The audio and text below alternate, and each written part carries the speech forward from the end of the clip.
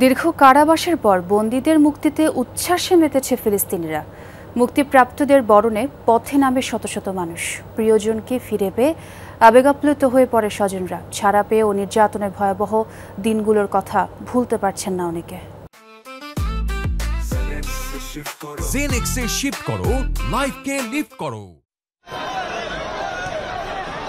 Israeli বাহিনীর কাছ থেকে মুক্তির পর নিজ সন্তানকে কোলে তুলে নিচ্ছেন বাবা। বাস থেকে নামার সময়টুকু অপেক্ষা করাই যেন কঠিন। এতদিন এই দিনটার জন্যই অপেক্ষায় ছিলেন প্রিয়জনেরা।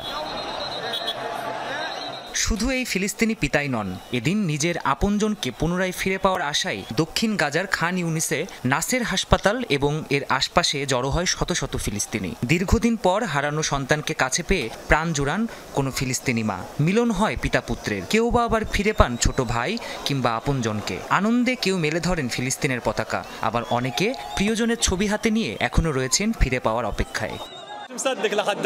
এই অনুভূতি ভাষায় প্রকাশ করতে পারছি না। আমরা সেখানে অমানসিক নির্যাতন সহ্য করেছি। আমরা মানসিকভাবে ভেঙে পড়েছিলাম, তাই শেষ মুহূর্ত অবধিও বিশ্বাস হচ্ছিল না সত্যিই মুক্তি পেয়েছি। আমাদের হৃদয় অবশেষে শান্ত হয়েছে। গাজার সকল সন্তানহারা মায়েদের মতোই আমি আজ অনেক খুশি, কারণ আমাদের ছেলেরা আজ ঘরে ফিরেছে। গাজা যুদ্ধবিরতি চুক্তি অনুযায়ী ২০ জন জীবিত ইসরায়েলি জিম্মিকে মুক্তি দেয় হামাস। এরপরই দুটি বাস ভর্তি করে স্বজনের কাছে ফিরতে পারেন ইসরায়েলের কাছে বন্দী ফিলিস্তিনিরা। তবে মুক্তি পেয়েও কারাগারের দিনগুলোর নির্যাতনকে ভুলতে পারছেন না অনেকেই। জানান, তাদের উপর অমানসিক নির্যাতন চালাতো ইসরায়েলিরা। তাই এখনও যারা বন্দী রয়েছে তাদের সুরক্ষা নিয়ে চিন্তিত তারা।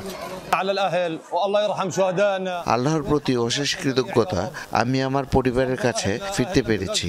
তবে জেলখানার অবস্থা ভয়াবহ, বিশেষ করে তরুণদের জন্য। সেখানে খাবার, পানি, চিকিৎসা কিছুই নেই, শুধু দিনরাত নির্যাতন। তাদের ফিরিয়ে আনার প্রতি মনোযোগ দিন। এদিন গুরুতর অপরাধে দণ্ডিত ২৫০ ফিলিস্তিনি সহ আরও প্রায় ১৭০০ ফিলিস্তিনি বন্দীকে মুক্তি দেয় ইসরায়েল। প্রাণপ্রতিম কুণ্ডু, যমুনা নিউজ।